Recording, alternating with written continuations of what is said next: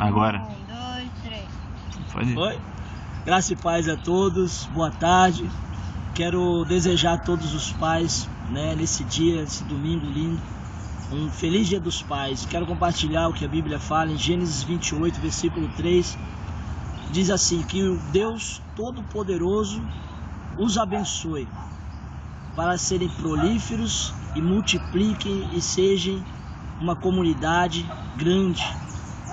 Eu estou com meu filhão aqui, e eu creio que Deus nos chamou para sermos uma comunidade abençoada, para abençoar outras famílias também. Então, Deus abençoe seu domingo, esse dia especial, mesmo os filhos que não estão perto dos pais, que no seu coração você lembre que seu pai existe, que seu filho existe, e orem uns pelos outros, que vale a pena. Deus os abençoe. Shalom, a paz.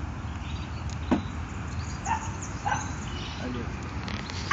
Você conseguiu guardar o... Beleza? Guardei. Guardou? Ok. Guardei.